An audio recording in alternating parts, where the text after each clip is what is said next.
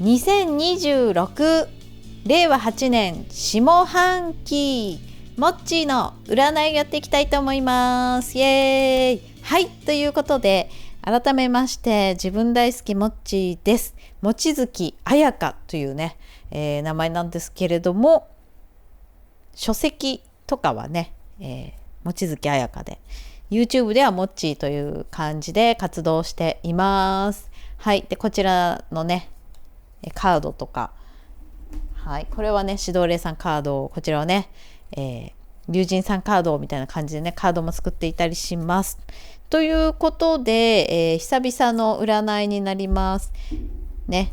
2026年上半期どうだったでしょうか皆さんね。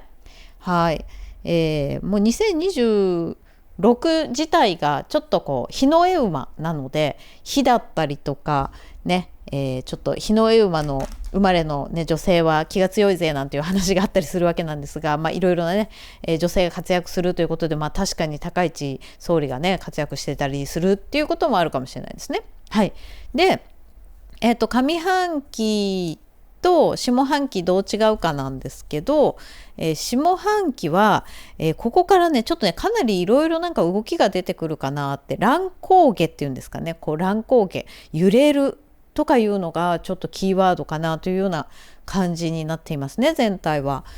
でね、下半期のあなたのね、運勢見ていきたいなと思うんですけど、何かね、選択肢を出しましょうか。そしたらこちらからね、これですね。はい、じゃあこちら、桃ね、桃っていうねこのカードが出ました。はい、桃色のお茶ですね。はい、続いてこちらはパワーストーンですね。これですね。はい、これ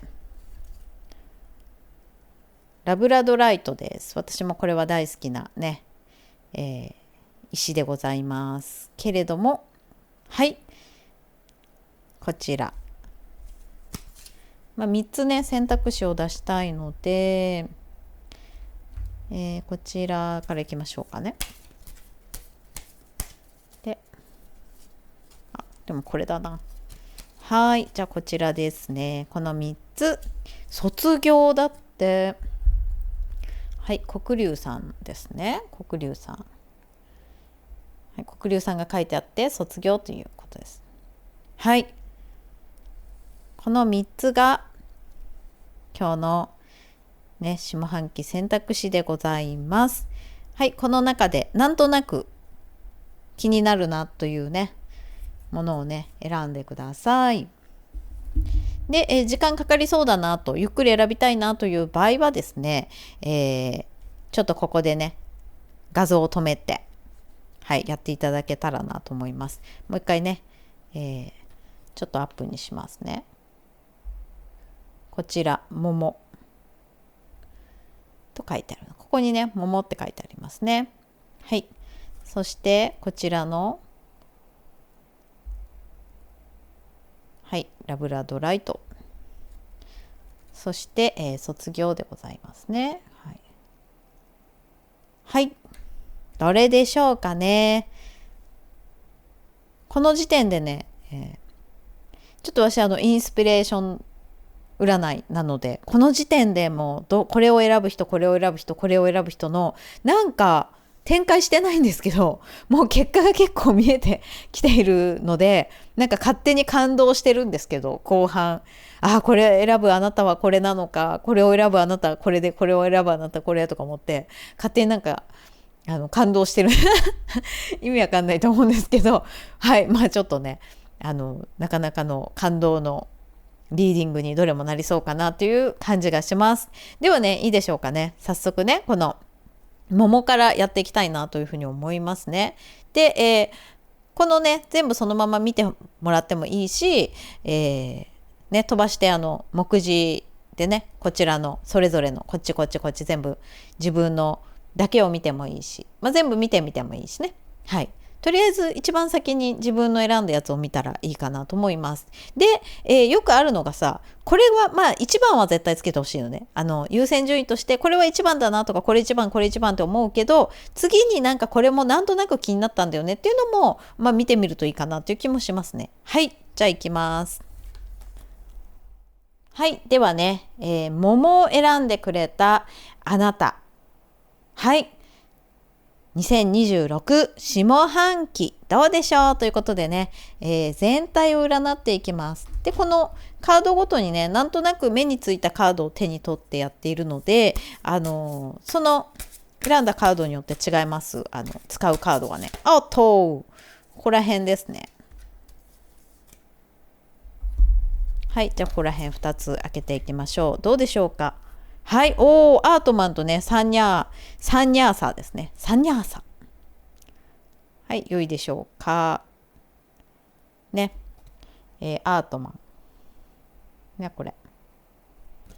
はい、サンニャーサーが出てます。はい、もうね、ここにね、真が存在地。ね、これ、めっちゃ難しい字なんですけど、何ですかこれはって感じなんですけどね。まあ、捨て去ることですよね。うん。なんか手放してますよね。これちょっと面白いですね。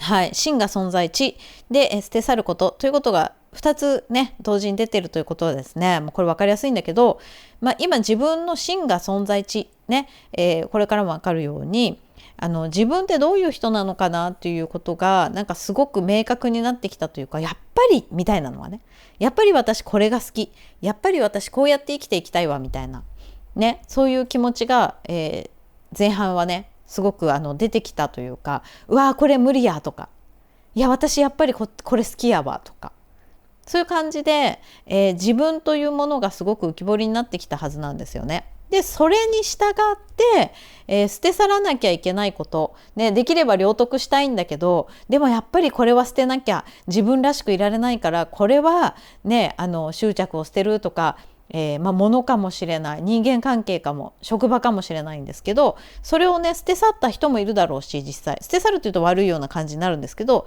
手放すかな、っていう、流れがあったんじゃないかな。もしくは、手放したいとすごく強く認識している状況なんかもしれないですね。はい。で全体もうちょっと見ていこうかな。全体の流れをもうちょっと見ていきますね。はい。これです。はい。発展ですね。すごい。じゃあ今ですよ。この発展に向かっていくね、白龍さんじゃないや、銀龍さんなんですけど、発展ですね。発展に向かっていく流れがね今あるみたいなんですよ。ね。で、このほら流れがすごいじゃん。ね、この真我の自分で捨て去ることっていうのが流れが来ていて、今かもしれないけどね、今結構このかなり直近の話を見てるので、そこから、何かさこう生まれていく、発展していくものがあるんじゃんみたいなっていう感じがするんだよね。上っていく、発展していくね、発展の後半部分になっていくかな、下半期にと思うんですよね。じゃあちょっと指導霊さんたちからもメッセージいただきましょう。こちらもねカードを変えますので、よかったら下のね概要欄見てみてください。これですね、もう完璧に。赤が出てます。すごいですね。情熱を感じる赤が出ているので、はい、なんか情熱を持って何か進めていくといいですね。でほら、今年ってさ火の上馬だからね、これ火のイメージ、火のイメージっていうのがねありますよね。でもう一個見てこようかな。またほらね、またですよ。はい、今度は主流さんですね。6番主流さんっていうのが出てます。はい。でいろんな目があったりとか気づきがあったりとかいうのがいっぱい出てるんですけど、主流さんっていうのはね、自分のもうなんていうのかな、好み、自分の好み、自分の独断と偏見みたいなのが結構強いんですね、いい意味で。はい。それに情熱を燃やしていこうっていう、もうつながってるカードじゃん。ここからこう来てるもうね、主流さんがここから生まれてきてる感じがあるじゃないですか。なんで、下半期は、自分の好きなことに情熱をめちゃめちゃ燃やしていこうと。推し活でもいいし、ね、創作活動でもいい、ね、勉強かもしれない、仕事かもしれないですけど、ね、もう自分の本当にこうちょっと、普通の人というか一般的には理解できないようなことだったとしても全然好きなようにやっていこうっていうねのが見えますよね。はい。ここ見ていくともう自分ね、真我の自分っていうのをちょっと前半部分から今までの流れ、まさに今の流れっていうのが来てて、で発展していくし、でそれは何ですかって言ったら、本当に自分らしい自分を浮き彫りにしていくっていうのがね、もうこうはっきりカードで出てるんですよね。なのでもうごまかせないみたいなことでもあります。はっきり言っちゃうと、やっぱりなってこれ見て思ってませんやっぱりな、自分のねちょっと個性はごまかせんわなと。でそれをね感じる、自分の考えとか自分の思いっていうのを感じる、流れっていうのがもう来てるはずなんですよね。でちょっとアドバイスカードをもらって、また6番だ。これもね6だけど主流さんも、はい、また6番が出てますとね。シックスオブソードが出てます。でこれ上向いてて、これとちょっと本当同じカードかなって言えるような象徴カードです。上を向いていて、もう何か今までの執着を手放す、今までのもねなんか変わりたくないというか、今までのままでいたいなっていうのもあるんですけど、でちょっとなんかっていう感じはあるんだけれども、でもやっぱり進んでいこうっていうのがねもうすごい出ちゃってます。はい。じゃあね続いてすごい分かりやすい流れが来たところで、次は金運を見ていこうかな。金運の、飛び出しカードこちらですね。すっごいやったじゃん。いいね。はい、金運いいですよ。はい、これさヒエロファントってさ、ヒエロファンって読めないんですよ。皇帝です。はいね、このちょっとイケメンの、ね、方が出ておりますけど、これすごい思ったのが、なんか手をねこんな感じでかざしててかっこいいですね。これねちょっと思ったのがですね、お金の動きがすごいっていうことなんですよ。なんか自分の中の例えばさ100万円の単位っていうのはすごいって思ってたけど、なんかそれに慣れてくるような大きなお金を動かすとかね、受け取るかもしれない、動かすかもしれないし、もしかしたらね出費も結構ねどんと出せば出すほど、入ってくるみたいな、でも大きなお金が入ったり出たりするっていう感じのイメージがありますね。はい。じゃあちょっとこっちも見てみようかな。これだな。はい。また個性が出ちゃった。お金も個性かいと。どんだけ個性だよという感じで、二次流さん25番個性っていうのが出てます。はいね。もうこれアドバイスカードもね、お金のアドバイスカード同じというか、もうね他のこの感じの流れとちょっと似てるんですけどね。で見てみたらこの人も赤着てるじゃないですかね。この赤ですよね。でもうラッキーカラーは赤かなって感じなんですけど、この流れだともうね金運も個性にかかってるっていうことなので、やっぱり自分のこだわりのものっていうのかな、目利きができるようにちょっとよりこだわっていった方がいいかもしれない。例えばね、宝石が好きな方は宝石の勉強してさ、勉強っていうか楽しくねいろんな宝石を見て、それはこれぐらいの価値があるのかとか、なるほどなんていうのをさやりながら知識をつけたりするとかね、そうしたところでじゃあ今なんかこれお得じゃないと思って目利きで買ったものがその後すごく値上がりするとかさ、そういう感じのなんかね金運なんだよね。逆にさ目利きとかじゃなくても普通にちゃんとっていうかね普通のお給料いただく仕事だったとしても、なんかそういう自分の個性をやっぱり活かせるところだとめちゃめちゃお金大きく動くよっていうのがねやっぱり出てますね。はい。じゃあね仕事関係をちょっと見ていきましょうかね。この流れが出てきてるんで、仕事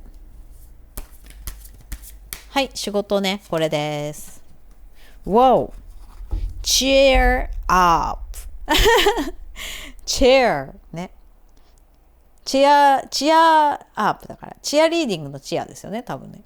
うん。live in the moment っていうことですね。これも実はね、虹がね、キラキラーっと輝いて、自分でその中でわーというね、もうこれもまた同じカードじゃんっていう。違う人が書いた違うカードなのに同じようなカードをさ、こうやって引くんですよ。ね、なんか似てますよね、すごくキャラクターが。ね。こういう感じなんですよね。不思議だよね。で、そうそうそう。もうこれは、なんかね、自分を本当にこう鼓舞しようぜっていうかさ、他の人出てこないんだよね。周りに人とか何か動物とかそういうのは出てこない。もう自分なんですよ。とにかく自分なの。だからはっきり言っちゃうとわがままであるわけ。まあ私もなんだけど、わがままっていいんですよ。わがままってなんか悪いみたいなイメージあるじゃないですか。でもそうじゃないんだよね。わがままであるとき、この真我ですよ。ね。わがまま。真我のままの自分。そう、わがままで出た情熱とかをそのまま、表現していく、生かしていくってしたときに、初めて周りの一番役に立てる自分になるんだよ。それがもうほんと後半期っていうところなんですよね。下半期。うん。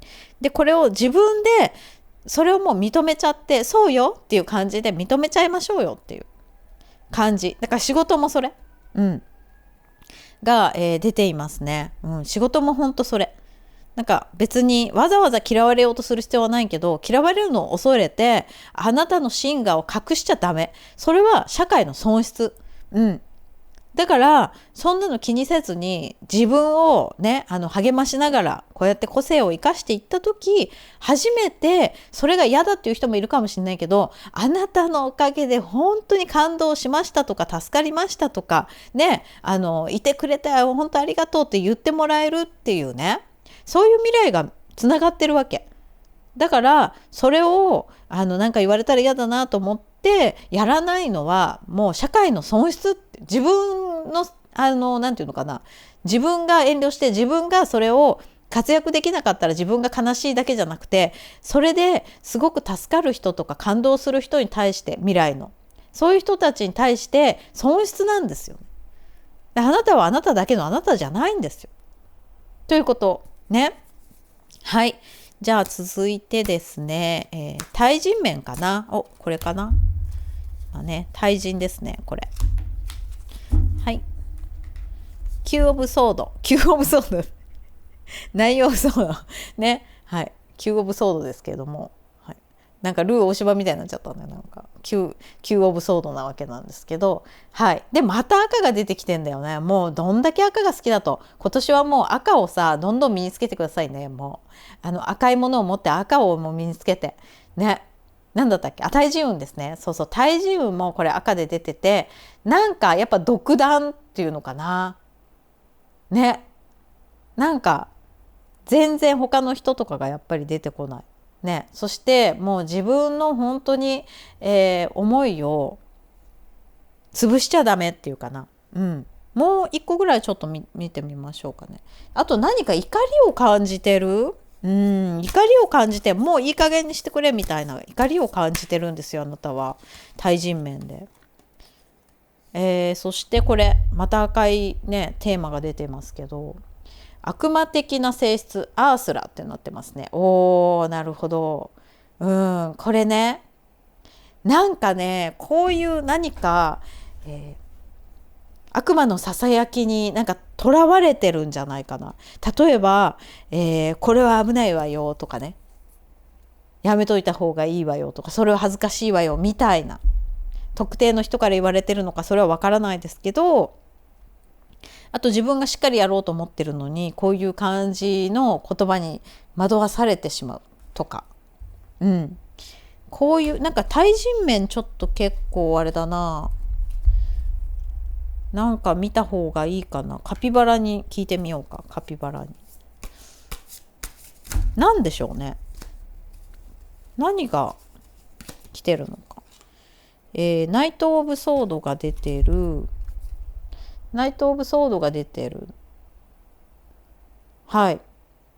なので、やっぱそうだね。これを打開していこうってことかな。やっぱり自分の意思で、それはさ、それは違うなと思ったら、やっぱ乗っちゃいけないってことですよ。うん、乗っちゃいけないんだよね。だから自分を犠牲にすることだったりとか、あと本当はそうじゃないと思ってるのに賛成しちゃうことだったりとか、そういうのは本当に断っていかないと、なんか結局、なんだやっぱりあの時断ればよかったとか、なんかあの時やっぱり自分が思った感性を信じればよかったっていう風に後悔しそうなので、もうちょっとそういう場面に出会ったら勇気を出してやっぱりね、自分の考えを言うなり考えに基づいた行動をとるっていうことをね、おすすめしますよ。はい。という感じです。じゃあね、ラッキーポイント。ラッキーカラーはもう赤かなと。あと虹がいっぱい出てるんで、虹系と赤っていうのはもう明白な感じなんですけど。ラッキーポイント見てみようか。失礼しました。ラッキーポイントは何だろうね。これだ。これです、これです。はい。ブラックペッパーということで、ね。ブラックペッパーだって。面白いね。はい、ブラックペッパー。ちょっとね、スパイス系割と好きじゃないですかね。うん。なんかすっごい辛いものが好きってわけじゃないんだけど、なんかスパイスの香りだったりとかって結構好きだと思うんですよ。ね、なので漢方とかね、スパイスとかそういうのをねちょっと取り入れてみたらいいんじゃないですかね。自分の体調に合った、漢方薬とかスパイスとかね、そうそうそう、活用するとすっごいいいと思います。入浴剤とかさ、なんかスパイスを入浴に入れるとか好きなやつをね、それもいいかもしれない。はい、あとなんかあるかな。じゃあちょっとパワーストーンはこれ開いてみようかな。これだな。これクオンタムクワトロわかんないですね。なんかこういう色の石は好きだと思います。ターコイズ色のね、とかマーブルっぽいやつとか。はい。で実際このクアンタムクワトロっていうクワトロっていうなんだっけ、クワトロチーズとかだから 4だっけ、クワッドコア4だもんね。はい。クワンタムっていうのは何でしょうね。クワンタムっていうのがあるのか、はい、あるのかっていや、これでもいいんですけど、私はちょっと感じたのはなんかターコイズだったりとか、こういうペパーミントグリーンっぽいやつだったりとか、そういうね石で好きなのがあったらぜひ身につけるといいかなと思いました。はい、よいしょ。数ですね。数字どうしようかな。数字はこっから見ようかな。数字、これはなんかすっごい意味ありそう。棒の王ということでキングですね。キングなんではい、キングが出たんですけど、キングだとねちょっと数字が分かりづらいんで、もう一回ちょっと違うのを見てみましょう。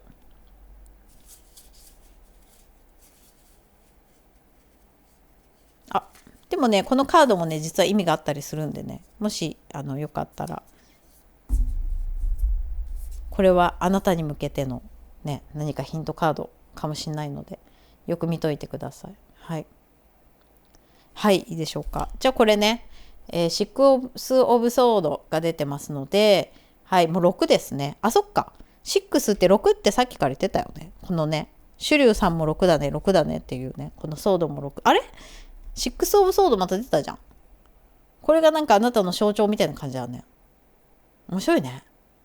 全く同じカードですね、これは。はい。で、本来のシックス・オブ・ソードというのは、出発だったりとか、ね、このどこかに、はい、向かって進んでいく何かと決別。だからこれは流れでその通りなんですけど、はい。で、これもそうですよね。何かもう未来を見てるわけです。はい。という感じで6かな。と思います。はい。では、最後にフリーメッセージをねやっていきましょうかね。カードが溢れてしまって賑やかになってきた。これねちょっとツルツルしてジャンピングしやすいカードを作ったんですけど、ジャンピングしやすぎるというねお声もいただいてまして、確かにっていう感じなんだけど、まあでもねジャンピングって大事なのだよね。絶対ジャンピングしねえぞみたいなね、滑らないカードもさ切りにくくてなかなか大変。これです。赤天狗ね、赤天狗さんが出ました。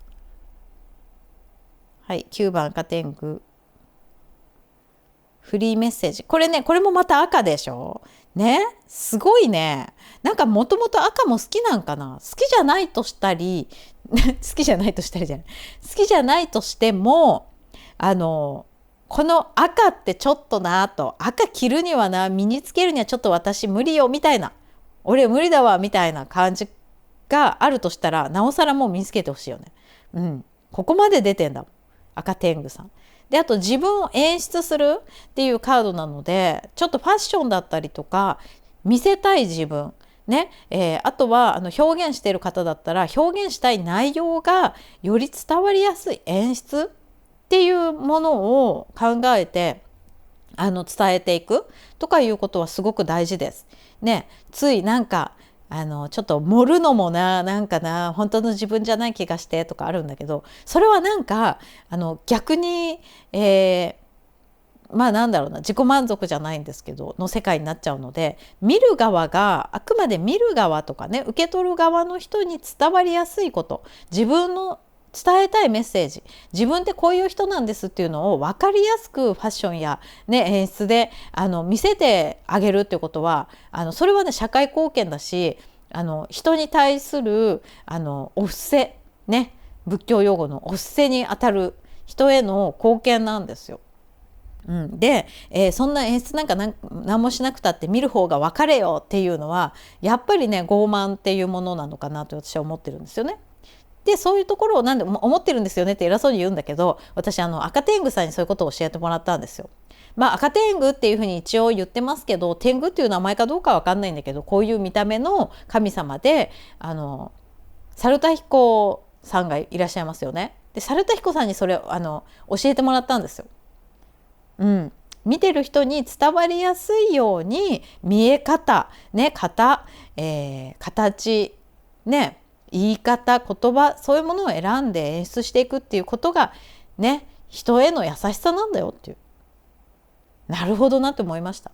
なんかかっこつけちゃってさ、なんかねファッションとかもね、なんかそんな着飾っちゃってさなんていう風に世間で思われることもあると思うんですけど、でもそれが自分の伝えたいことだったり自分の自己設定だったりに一致するものをやっぱり外に対しても見せてあげるってことは大事なんだよね。本当そうです。これなんかすごい大事なことですね。はい、じゃあもう一個ぐらいいきましょう。ぴゃーん。おっと、次はなんと天狗さん好きですね。黒天狗さんが出ました。はい、そして、ちょっと耳が痛い話かもしれないんですけれども、行動していきましょう。実際に実行していきましょう。思うだけじゃなくて、ああだこうだとついついね、ああでもな、こうでもない、ああでもないって思っちゃうじゃん。ね。で、やっても意味ないんじゃないとか、こっちにしたらでもな、うわ、こういうなんかデメリットあるしとか思ってるうちに立ち消えになっちゃうとかっていうのが、下半期特になんか気になるみたいなんですよ。なので、黒天狗さんおっしゃるにはですね、本当に自分のこうやるぞと思ったのはもう勢いも大事だから、とにかくやってみと。ね、行動だということをね、言ってくれてます。はい。ということでしたね。で全体的には、金運もいいしさね、対人運もいいしすごくいいですね。あと健康ね、健康です。健康最後に健康はいこれ健康アポーですね。はいいちごじゃないやリンゴね。はい、アポなんか健康大丈夫そうですね。でリンゴってすっごいいいんだよ。リンゴってなんかそれ知ってるわと思うんですけど、リンゴってすっごいんですよ。ピンポンがちょっと来ちゃったんですけれどもね。その通りってことでアップル、はいはいリンゴってねすごいね健康にいいんですよ実はね。食事の前に2切れぐらい食べると血糖値も抑制できるみたいなねまあそこら辺で食生活の面で、特にね本当にリアルにアップルね大事かなって思うんですよね。ピンポイントで、はい、生のリンゴですね。こうなんか切ったリンゴがすごく見えるので、はいっていう感じです。なんかあと腸活、腸とかあとその血糖値コントロールだったりとかね、そういうのはねやった方がいいと思うんですけど、基本的になんか良さそうですねっていうふうに、感じられました。はいということでどうだったでしょうか。はい、この下半期本当にね素晴らしい下半期になるのはもう確定してると思うんですけどね。このモッチーのこの占いを見てるってことはね、私の設定ではそういうのを見る人っていうのはね、もう最高パラレルにしかいかないんですからね。安心して、ここからねこれを参考にしながら進んでみてください。ありがとうございました。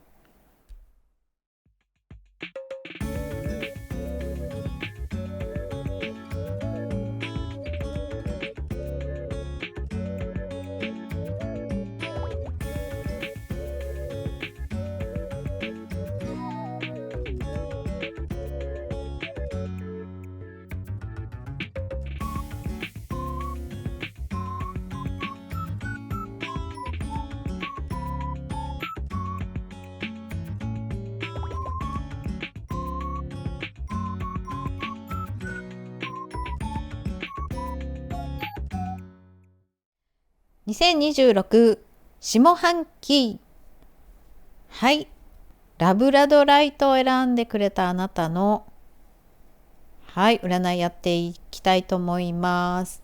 ではですね、ラブラドライトを選んでいるあなたですね。はい、今の状況としてはなんかこうさっぱりさせたいなっていうかね、浄化だったりとか、あと自分の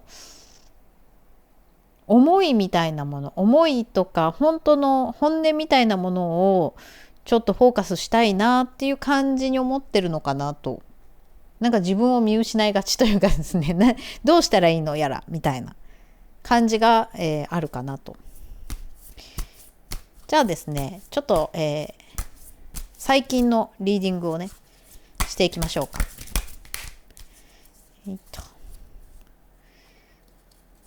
ここら辺の感じかな、これかな。はい、最近の、あなたですね。はい、ブランマン、普遍の存在、はい、が出てますと。ブランマンね、はい、普遍の存在が出てますということで、やっぱりそうですね、自分のなんか特に取り立てて自分は一体何をやりたいのか、もっと言うと具体的にどうしていきたいのかね、例えば職業とかにしてもなんとなくぼんやり考えてることはあるんだけど、それをどうやって具体化したらいいんだろうなって感じに悩みとかあるんじゃないですかね。はい、世界、すごいですね。ジャガット、私の好きな牛さんが出てますけど、はい、世界ですね。で自分で世界をクリエイトしていきたいわけです。だけどなんとなくこういう感じの世界がいいよねっていうイメージはある。だけど具体的にじゃあどうすりゃいいんだよっていうところを今悩んでる感じなのかな。前半のあたりは、手放すことですね。ティアーガっていうのが出てますよね。シャリですね。シャリ、はい、シャリです。はいね、手放すことって出てます。なんかこれファスナーになってますけどね、ファスナーをこれ全部開けるとこのバーッと分かれるみたいなところで、そうですね、なんか自分の中で手放したい、解決したいことっていうのが、あって、手放すっていうことがずっとテーマになってきたのかな。どっちかいうとこうですかね。時系列としたらって感じが出ているんだけど、ではちょっとバカバットがなかなか相性がいい感じあります。これだ。そしてじゃあね、下半期の全体運を見ていきたいんですけど、体表されたもの、そうですね、具現化していくみたいなクシェートラですね。はい、なんかね、でもやっぱ具体化したいんだね。形にしていきたい、具体化していきたいという気持ち、でもどうしたらいいんだっていうので、ちょっと足踏み状態があったところが、あったんですけど、下半期はそれをやっぱりね、形にしていくっていう、やっぱ工程が始まるんかなというところですね。じゃあどんな流れなのか。ね、こちらも私の、公式ショップ、ミロクジャパンとかね、アマゾンでも多分売ってるかなと思うんですが、出版したこの龍神さんオラクルでございます。流れですね。はい、調和と出てます。調和、やっぱね、協力しましょう。ね、一人で形にするのってちょっと苦手な方なんだと思うんですよ。もともと。今年に限らず、自分でなんかあるのよ。こういう風に行きたいな、ハッピーに行きたいなとか、自由に行きたいなとか、ちょっと海外と、交流したいなとかね。例えば、あと、そうだな、英語を使いたいとか、なんか韓国語を使いたいとかさ、なんかそういう、なんか、漠然とした、ね、富士山に行きたいとかですね。富士山に行きたい。まあ、富士山の近くに住みたいとか、例えばあるとするじゃん。でも、なんか、そう思ってるだけで割と形にしづらいみたいなタイプなんですよね。なんか理想主義みたいなところで。だからそこを調和をとってくれる、人だって、パートナーでもいいし、なんかそうだな、アドバイザーだったりとか仲間だったりとか、やっぱ調和をとってやっていくと形になりそうかなっていうのが、特にこのね、形になっていきそうかなっていうのが全体の流れで、それに対しての助けてくれるのがですね、今これ天気って出てるんですけど、なんか天気が訪れそうなんですね。はい、金龍さん10天気なので、なんか天気がなんだろうな、それは物理的にも環境的にも何かすごく変化があるはずなんですよ。下半期ね、そうそう、12月までの間になんかすごく変化はやっぱある動きが出てくるんですね。じゃあそしたら、はい、じゃあ続いてまだ全体運どしどしいきましょうね。バケーションですね。ベーケーションはいね、魔法の絨毯乗ってますけど、バケーションというのはただ休むだけじゃなくって、なんかさ、休暇ですよね。ほんとどっか遊びに行ったりとか、行ったことないところ行ったりとか、どっちか言うとベキネバよりは軽やかに楽しそうだなってところにちょっと旅に出たりとか、そうもうほんとバケーションって感じで、ほらよくね、欧米の人がさキャンプに行ったり別荘に行ったりね、夏の間のなんかあるじゃないですか。そんなイメージで、別に夏に限らないんですけど、なんか楽しい、もうなんだろうな、日常を離れるみたいな、ことがですね、これすごく大事で、はいみたいね。それを深掘りします。セルフリライアンス。リライアンスってなんだろうね。お失礼しました。はい。でこの絵からね、イメージするにはですね、自分でやっぱり自分で自分の中のやりたいなとか、こういうふうに進みたいなとかいう声をしっかり拾っていくっていうことが大事みたいですね。そうで、なんだろうな、もう決めちゃうというか、とにかく決めて前に出ていくみたいな、完璧主義になりやすいんで動けないみたいなねところが割と出てるんですよ。だからこうなんていうのかな、こう迷っていろいろね、なんか理想は考えるんだけど形にならないっていうのが下半期では形になるし、でそこで必要なのはやっぱりちょっと妥協するじゃないですけども、とにかく推し進めていく、1から10までやってみるみたいなことがすごく大事ですね。それは自分を本当に信じて、とりあえず今のベストを尽くせみたいなことを言われてますね。でもうちょっと全体の傾向、これですね、もう傾向を見ていきたいんですが、はい、勾玉の 8 ですよね、これね。はい、8 of Pentacles って書いてあるね。これ8って8も飛んでるじゃんみたいな、こう見えますかね。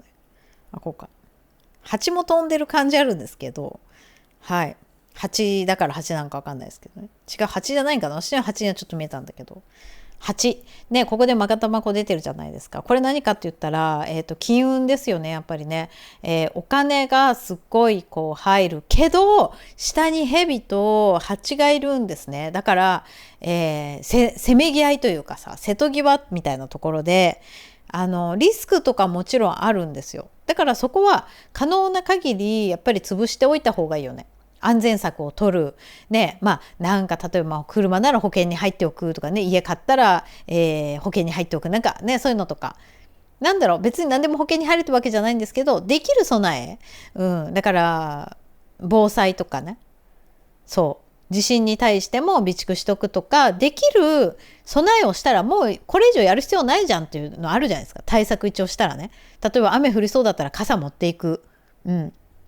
松下幸之助さんのさ、雨が降ったら傘を差すね、当たり前のことだけれども、備えておかないと、雨に備えておかないと傘は差せないしね。そういうところでなんか備えは一応しとこうかと。ここら辺にね、蛇に噛まれないように、蜂に刺されないようにっていうのはこの人はなんかね、のんきにしておりますけれどもそこら辺のリスクもちゃんと、もしそうなった場合にできる備えはしつつも、でもやっぱりちょっと楽観視も必要なんですよ。これが出てくるってことはね。妥協というかさ、だからやらないじゃなくって、だけれどもやれる備えをやって、そして出かけていく、やる行動していくっていうことをやりましょうと言われてますね。すごいなんか結構繰り返しエッジがしっかりしてきたというかさ、コウジが言いたいことはさ。はい、続いて、これ、はい。フォー・オブ・ペンタクルスですね。4。勾玉の4ということで、はい。なんかすごいどっしりとした雰囲気ですね。で、これは、もうちょっと自信を持って地に足つけるってこと大事だよって言われてるので、あんまりもうその理想主義の話で、選び取れないんじゃなくって、もうどっしりと構えて、ね、これで行くんだと決め取るということが大事ですよということが出てますね。なんか分かりやすいね。下半期はとにかく、暫定でいいから、とりあえずベストを尽くしてね、備えもやってベストを尽くして、もうどんどん進むしかないねんっていうことを言われてます。分かりやすいですね。そうああなったらこうなったらって言ってね、足踏みするのが一番もったいないっていう感じ。はい、じゃあ続いて金運。これだ。これとね、なんか2つ感じるんですよね。これですかね。制逆は取りません。5 of Wands と、8 of Wands でね、ワンド。これ面白い。これなんか2つセットだなっていう風にもう最初から思ってたんで、ちょっと2つ引いてるんですが、面白いでしょ。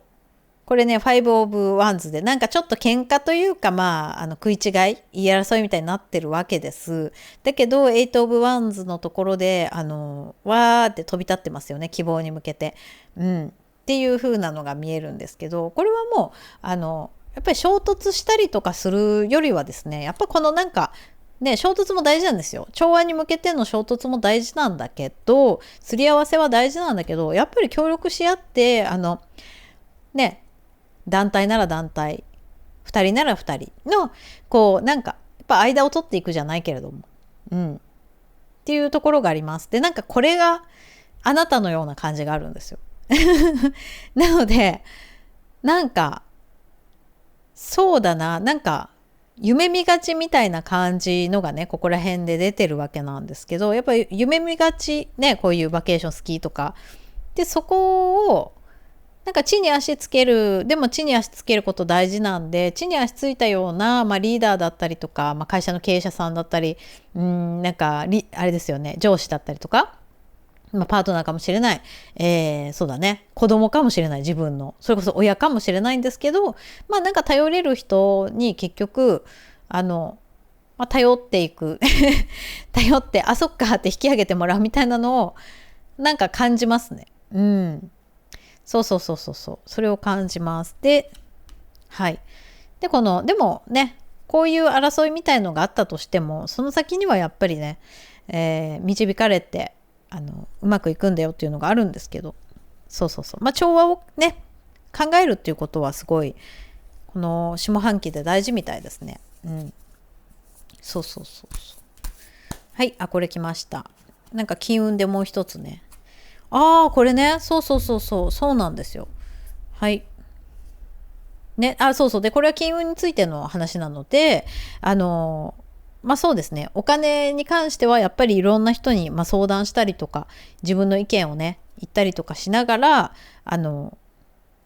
心ゆくまでっていうかさ、考えた方がいいんだけど、結局、しっかりした人とか、専門家だったりとか、ね、仲間だったりとかに、しっかりと、地に足つけた方法、具体化の方法とかを聞いて、そしてわーいっていう感じで進んでいくとお金がめっちゃ入ってくるっていうことなんですけど、でこのなんかね注意点としたらですね、はい、なんかお金を結構使うことだったりとかっていうことですね。お金に対してなんか失う怖さだったりとかで、自分でこのなんていうのかな、なんか私がこれ見えるには自分で自分を傷つけてるみたいなのがあって、なんかどうせそんなお金は私には入ってこないんじゃないかとか、損したとか、本当は損してなくてちゃんといい投資なのにもかかわらず損したかもしれないって後悔したりとか傷ついたりみたいのがあるんですね。だけど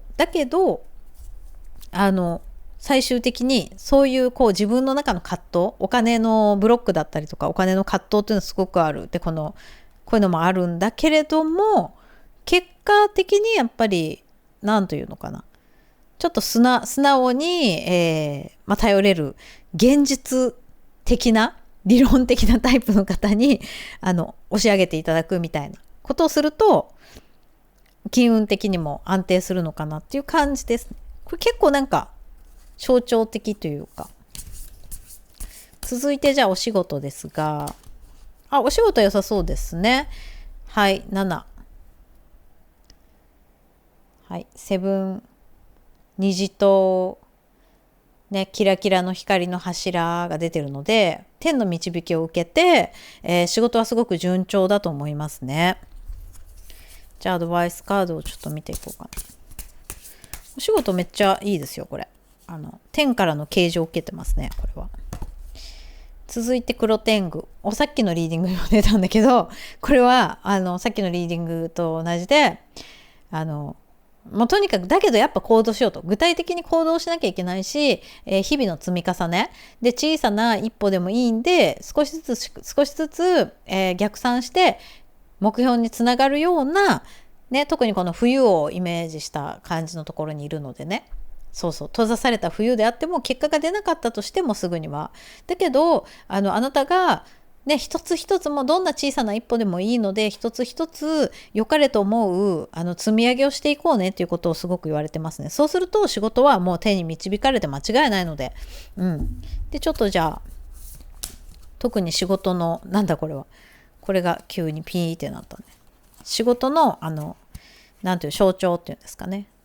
これ毘沙門天さんが出てますね。はい、これもですね、またちょっと黒天狗さんに似てるんですけど、やっぱり行動していきましょう。自分で掴み取っていきましょう。そして、ちょっと強い気持ちでというかね、勇気を出して一歩を踏み出していきましょうっていう感じが出ていますね。はい、このね、ムカデさんはね使いなんですけどね、毘沙門天さん。はいっていうのが出てますね。でやっぱりもう天の導きとね守護を間違いなく受けられるんで、そうそう、ちょっと勇気出して、で、地道な作業もね、頑張ってしていこうかなっていう感じがありますね、と。はい、じゃあ次。対人面いきましょうか。対人面なのになぜか、この、パワーストーンカードが気になるという。これか。これですね。ハーキマーダイヤモンドですね。はい。なるほど。なんか、対人面の浄化が起きるな、これは。対人面の浄化。そう、今まで対人関係でのトラブル、不平不満とか、何か滞り、止まっていたことが浄化されて多分動きますね。はい、じゃあそれは何なのか、具体的に。これ。時代。時間が動きますね。今まで止まっていた時間が動きます。はい、優雅って書いてあるんですけど、今まで止まっていた時間が、やっぱそうだね、滞っていたものが、時間が動き出す、止まっていたのが動き出すということなんですよ。対人面の。だから例えば、なんだろうな。まあ、ずっともうなんかうまくいかないなっていう思ってた、恋人と、白黒はっきりつくとかね、結婚するしないって決まるとか、ね、離婚するしないって決まるとか、なんかその浄化されるっていうかさ、決定される。で、時間が止まってるわけでしょ。そう、今まで止まってたのが動き出すわけだから、なんかそうだな。ずっとなんとなく保留になっていた人間関係の問題や、そうだね、トラブルだけじゃなくていいこともそうかな。なんかお互いに、素直になれなくってずっとなんとなく友達だったけど実はお互いにね結婚することになりましたかもしれないし、まあ止まっていた時間が動き出しますね。はい、人間関係の滞りが、浄化されて動き出すという時になってます。はい、じゃあ続いて健康面。健康面はこれで1枚もらいつつ、あともう1枚ここからもらう感じですね。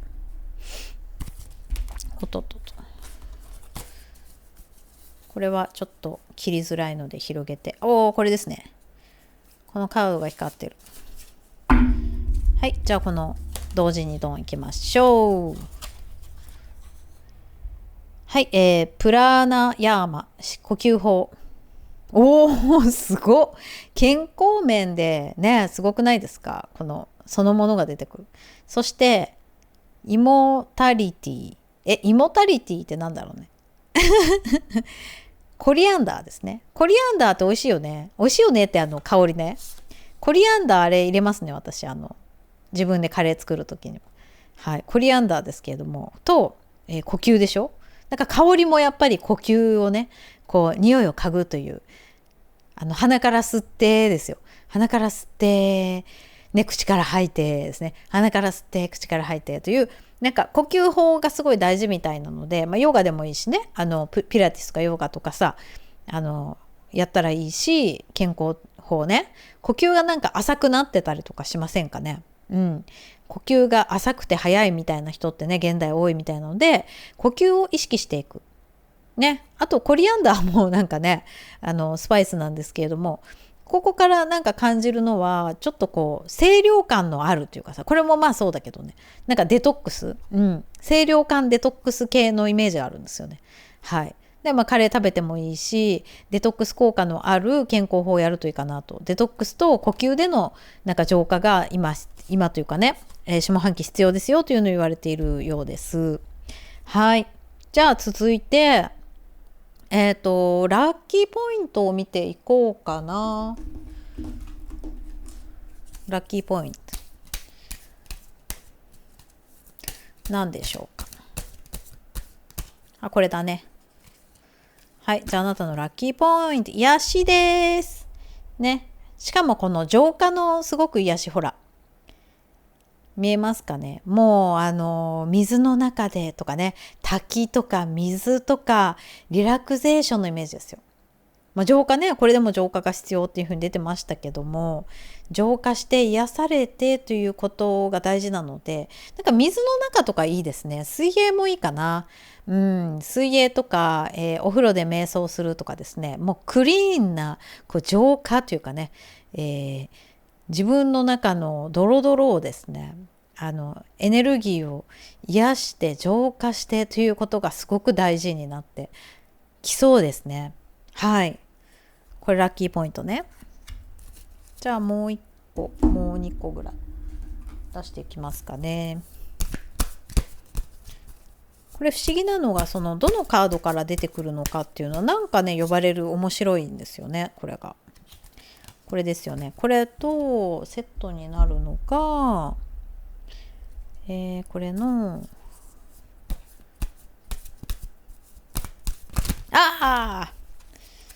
じゃあその山からいきます。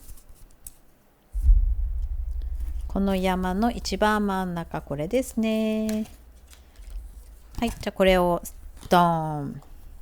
わー、すごい。リサイレンス。リサイレンスってなんだろうね。英語が詳しい方。ライズ、アバブ、トリビューレーションズ。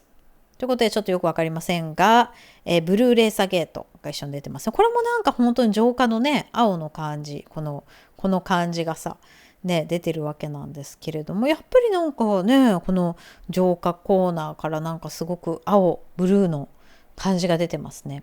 クリーンな、なんでしょうね、浄化の感じと、で、これを見ると、なんかこれがやっぱりね、この星なのかな、なんかわからないですが、ここから階段が伸びていて、こうね、この展開に進んでいざなわれていくみたいな感じがあるんですけど、やっぱりなんか引き続き素直さ、冷静、浄化、っ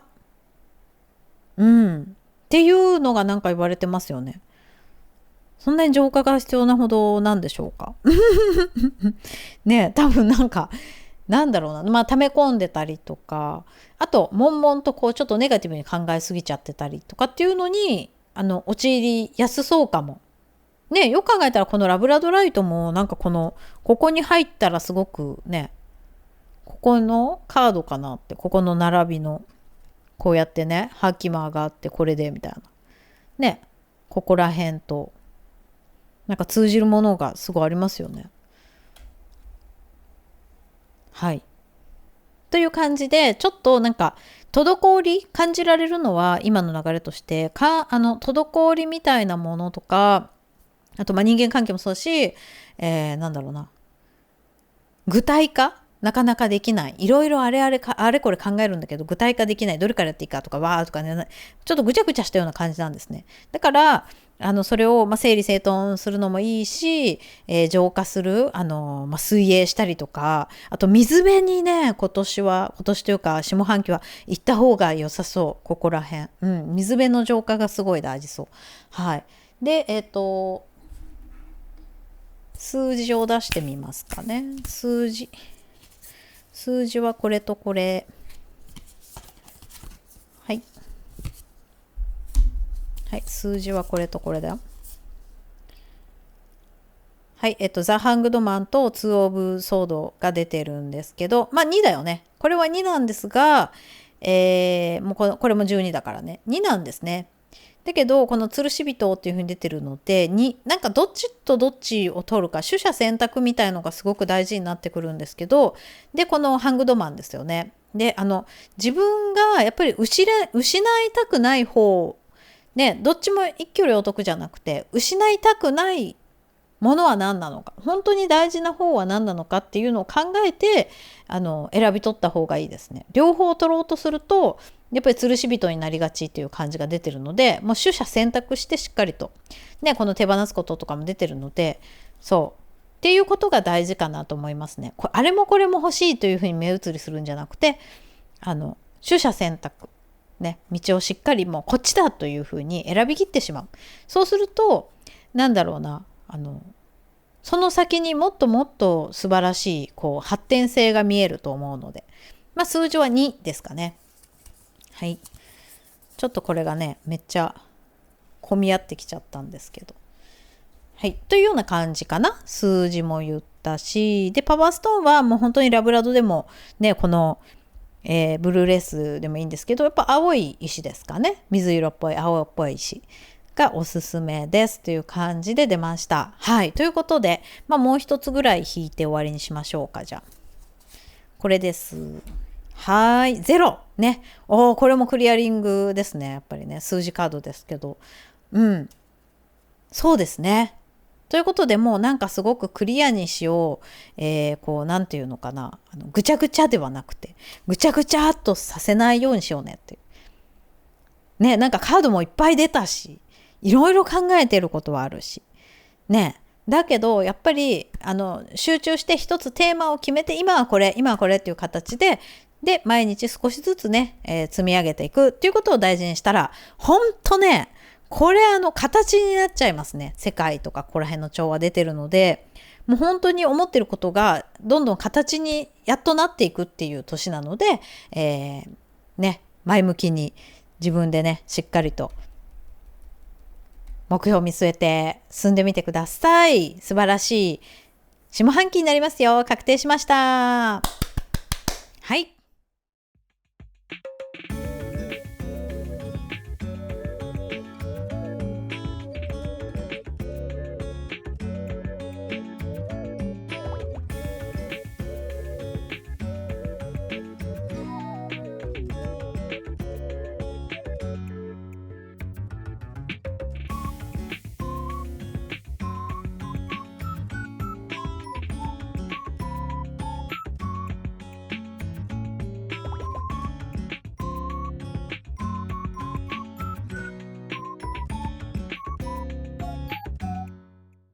はい、それではこちらの卒業黒龍さんを選んでくれたあなたの2026下半期イエーイ。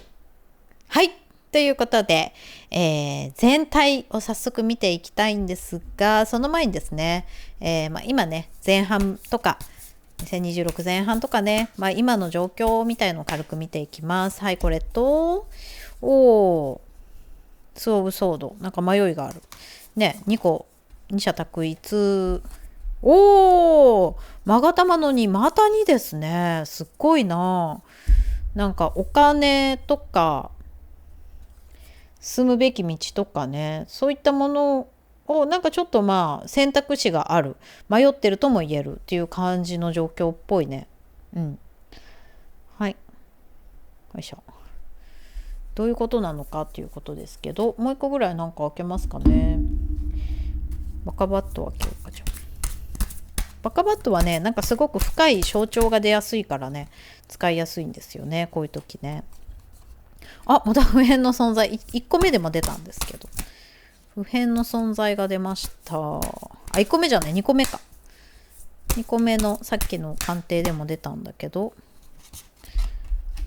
ヨガ、自由へつながる道。なるほど、面白いね。なんかみんな気づいたかな。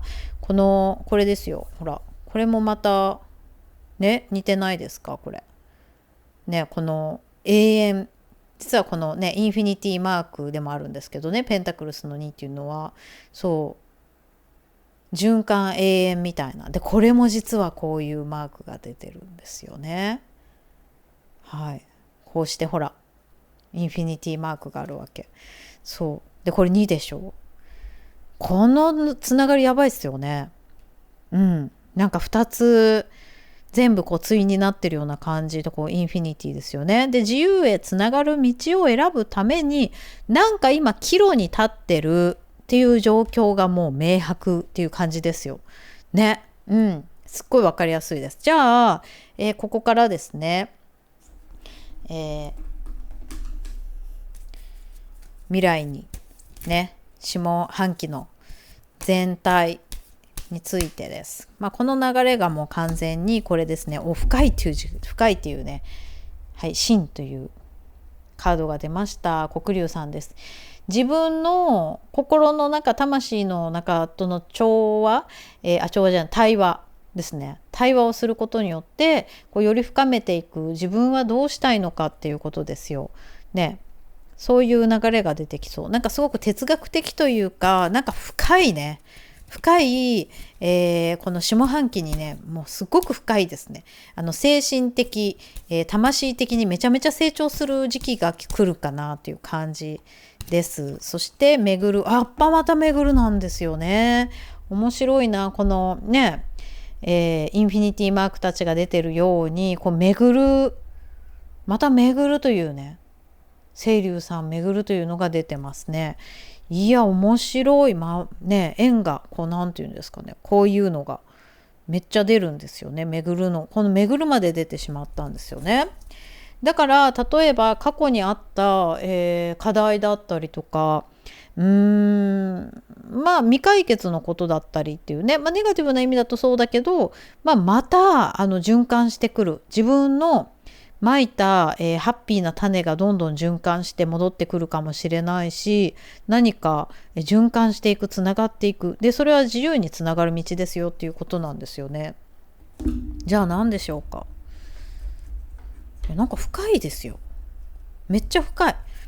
人生にとってこの下半期っていうのはめちゃめちゃ大事で、一生に何か関わるというか、一生であの時期にこうだったからこうだったよねとかっていう時かなと。テンパレンス節制ですね。でこれも見て、やばくないですかこれ。ここまで来ちゃうと。これもほらね、水亀を2つ持ってるんですよね。でバランスを取ろうとかね、節制しようとかいう意味がそのままの意味とかもあるんですけど、やっぱりバランスを取っていくとかなんですよ。そうばっかりじゃない？なんか何これってさ、だって手品じゃないですからね。手品かなっていうぐらい同じようなテーマのカードばっかりが出ちゃうので、もうちょっと本当に循環、この先の、継続性を考えるとか、バランスを考えていくだとか、でもそれはやっぱり自分の自由もそうだし、社会に対しての自由に社会を解放するとかもそうかもしれないんだけども、本当深いですよ。どんどん開いてちょっと全体像をね明かしていきましょうって感じですね。じゃあ金運を見ていきたいんですけど、これかな、金運かな、これ金運、こちらですね。はい、質、これ大事ですね。量より質です。質です、まさに。質というふうに書いてあります。で、七とかもあるよね。なんか七屋さんの七とかもそうだけど、なんか中古品だったりとかね。中古品だったりとかもすごくなんか月があるんかもしれないです。いいものをゲットできちゃうかもしれないし、あと質っていう意味で言うとグナって書いてありますけどね。はい、で物質の質でもあるわけなんですけれども、何か物とか、そうですね、本質だったりとか、本質の質でもあるよね。なんかそれを捉えていくっていうことが大事そうなんですよね。惑わされない、幻惑に惑わされずに質にこだわるみたいなこと、これが金運では鍵みたいです。いや本当にそうで、これも気になるけど、こちらも気になる、ね、金運でどんなことが出てくるか。これですね。これともう開いちゃった。これなんですけど、3オブソードが出てるね。金運、はい。でこれね、開けていきましょうということで、この真ん中にあるのはスモーキークォーツですね。エレスチャル。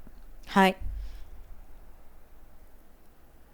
はい、こちらですね。なんかエレスチャルなんで、なんか水入りみたいなやつだったかな。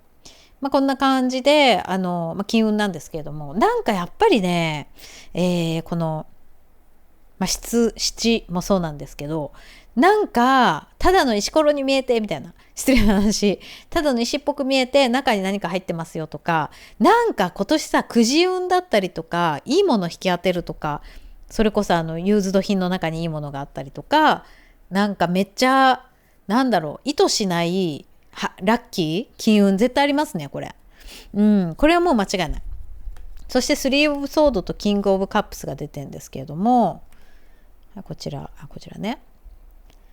はい。で、これちょっとなんか心が傷ついているというかですね、なんか呪術みたいな感じなのかなとは思うんですが、こういったね、ちょっとね、怖いカード出てますけれども、これはなんか、なんて言うんだっけ、そういうのをさ、犠牲にして、自己犠牲みたいな。にして、でもなんかこれをね、このカード聞くと毎回違うんだけれども、印象が。これはね、わざと自己犠牲によって自分でやってるって感じですね、この儀式を。そう。生贄みたいなやつか。そう、自己犠牲みたいな。で、これなんかわざとやってて、なんかネガティブに見えないんですよね。そうそうそうそう。で、自己犠牲も、もう分かってやってる。自分が傷つくとかも大変とかそういうのも分かって、それでも、なんか、なんていうの、達成したい何かができるんですよ。お金、ね、金運のことに関して。そして、このキング・オブ・カップスですね。はい。で、これはなんかね、イケメンの人っぽい感じはあるんですけど、なんか、ここにほら、フォースの力が宿ってるじゃないですか。何か、工事の存在でもあるし、実在の人かもしれないんだけど、男性の何か、助けを受けてお金を手にしたりとか、金運でいいことがね、起きるのかなっていう感じですね。うん。面白いですね。なので、ちょっとなんかリスクがあったりとか、なんか自己犠牲的なものあるんだけど、でも、それはなんか別に否定的じゃないというか、それをやると、なんか、すごくお金が、なんだろうな、必要なお金が入ってくるって感じがあるんですよ。そう。で、プラス、なんか男性の神様なのか、ね、人間なのかわかんないですが、力を持った方から何か恵みがあると。ね、この流れがあります。で、対人。仕事見てみようか。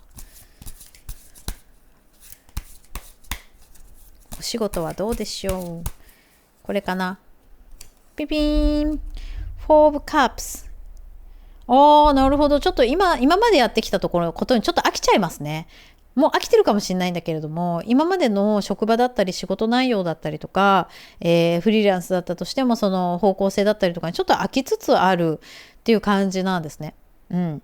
で、この差し出されてるんですよ。お膳立てしていただいて、こう差し出されてる仕事だったりとかも、いや、それもう知ってるし、もうそれどうせこれ同じやつやろう、みたいな感じで、なんかね、飽きてるっていう感じなんですね。仕事に飽きが生じてきちゃうかなっていう。で、それに対するアドバイスがこちらなんですけど、キャロットですね。これチャリオットのあれかな、キャロットバージョンなのか何なのかわかんないんですけど、タロットで言うとね。ね、ザ・チャリオットかもしれないし、違うか。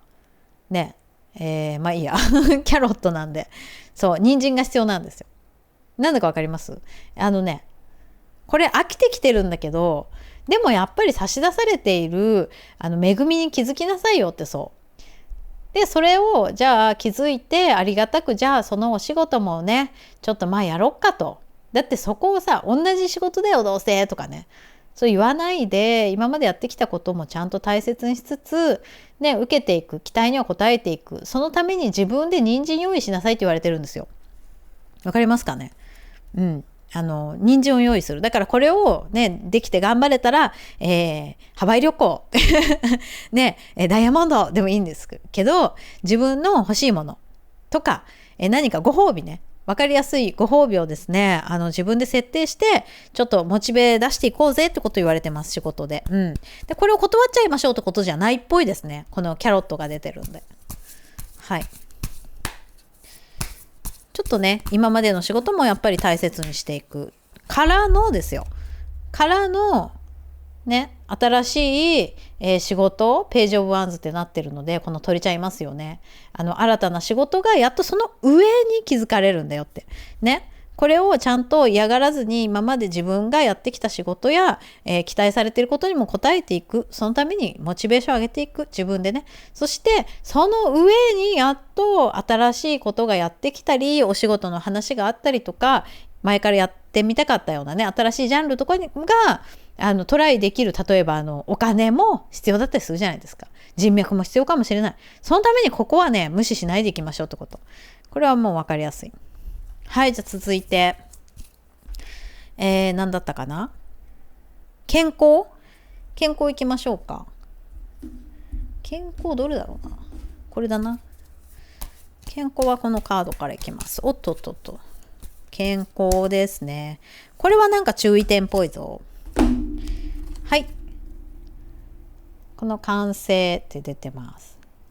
はい、このね黒龍完成なんですけれども、自分の中でちょっとねこう健康面での不安だったりとか、こうしていきたいああしていきたいっていうのを完成させる、つまり完了させる、健康を良くしていこうと思うんだったらば、例えばなんだろうな、ここは気になってるけどずっと10年ほっといてるとかあるじゃないですか。歯とか、お腹の調子とかね、別に我慢できるし大病じゃないけども皮膚だったりとかありますよね。でそういうのをちょっと気になる部分だったりとかをもう完全に完全な健康な状態に、なるようにですね、ストレスとかもそうだったりするけど、そういうのをねちょっと完成させていく、完了させるね、こういうふうに宇宙をこう抱いていますけれども、ちょっと健康面での不安っていうのを全部完全に解消させていくような形をすると、めっちゃ来年以降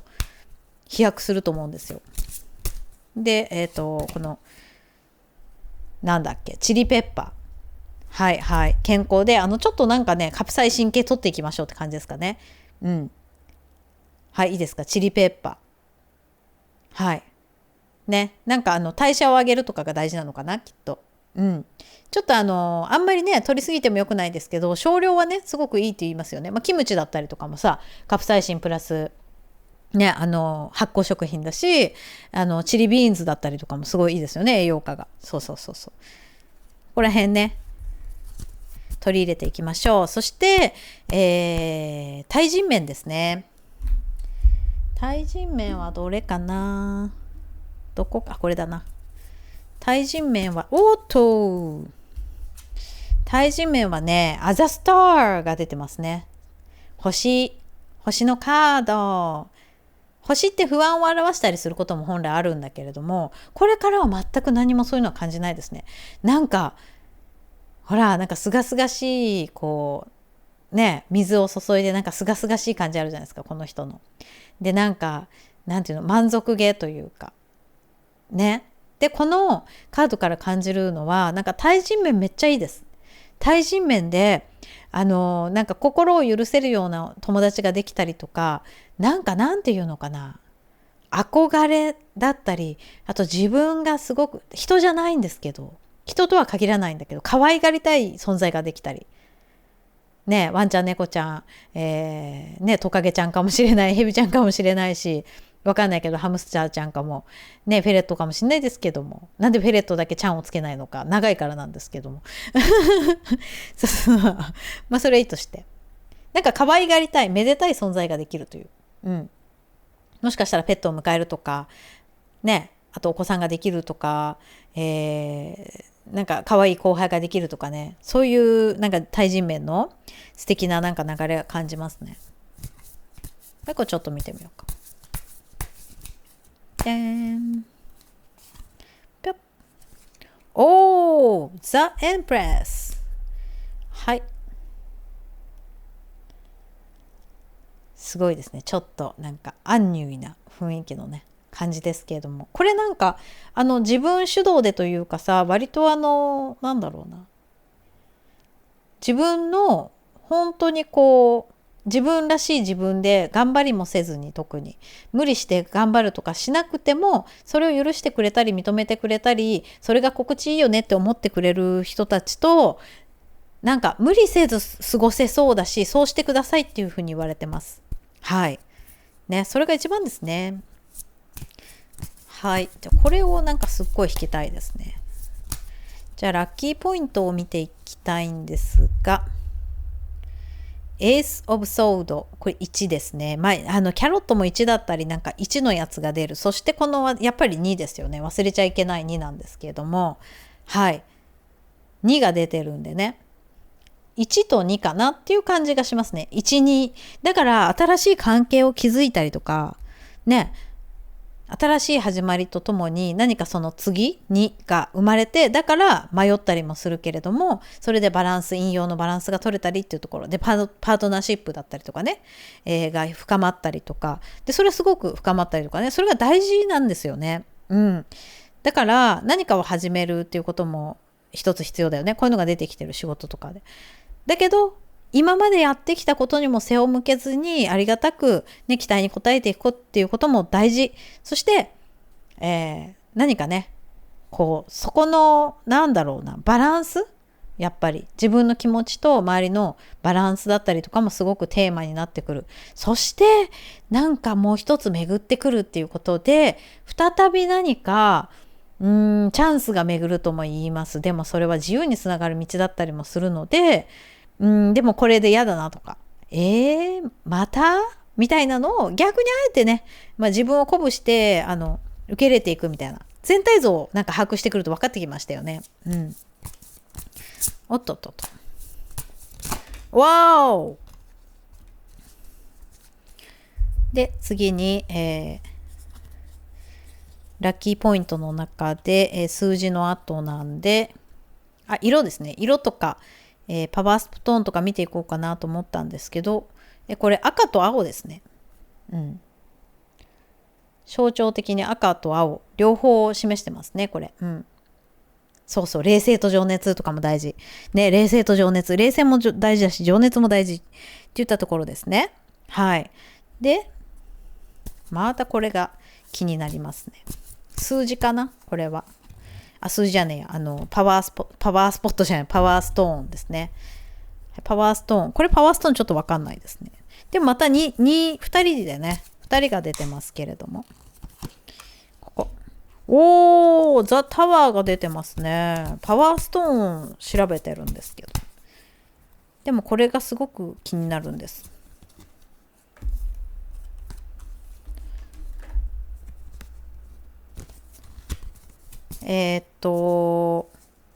今出たのこれですね。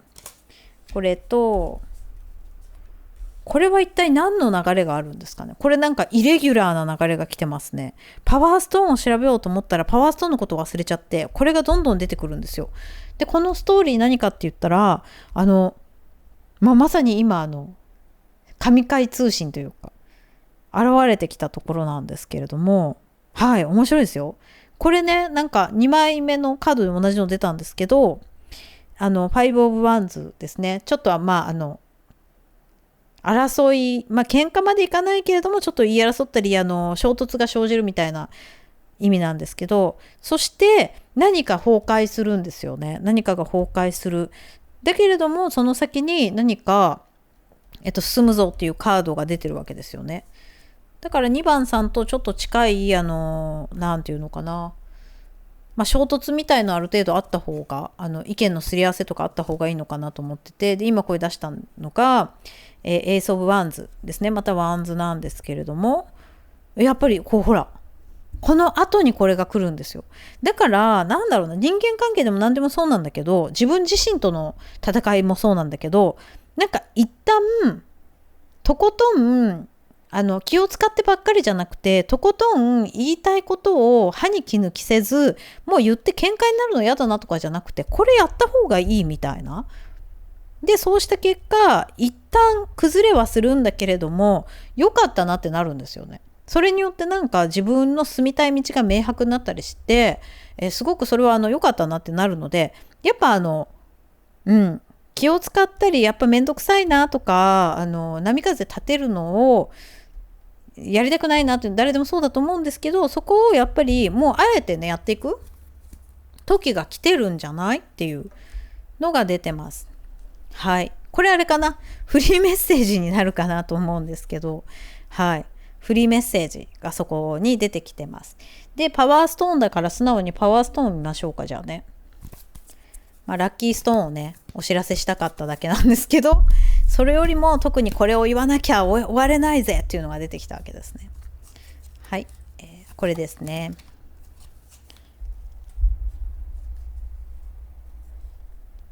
ブラッドストーンですね。ブラッドストーン。はい、ブラッドストーンっていうのはこのね赤いピピンっていうのが入ってるのが特徴なのかなと思うんですけど、赤石系ですかね。なんか赤は結構さっきも赤と青がねラッキーカラー出てたと思うんですけど、ね、こちらでね、はい、ちょっと赤っぽい石だったりとかがおすすめですかね。ブラッドが特に赤石ガーネットだったりとか、カーネリアンだったりとかねっていう風に感じました。置くところがなくなってきたぞ。はい、ということでした。じゃあもう一つぐらい象徴カードを選んでね、終わりましょうかね。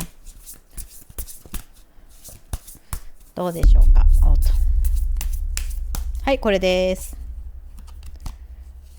おめでとうございます。最後にすごいカードが出ました。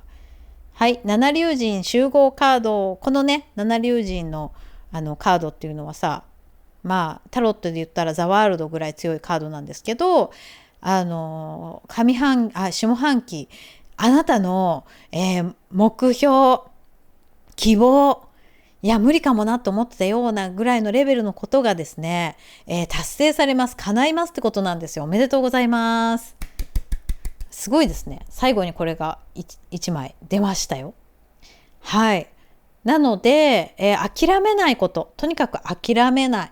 そして何かバランスを大事にする。あまりね、偏りすぎちゃう、突っ込みすぎちゃったらダメなんですけど、バランスも意識しながら、ね、で、苦手も意識しながら、ね、出てましたね。はい。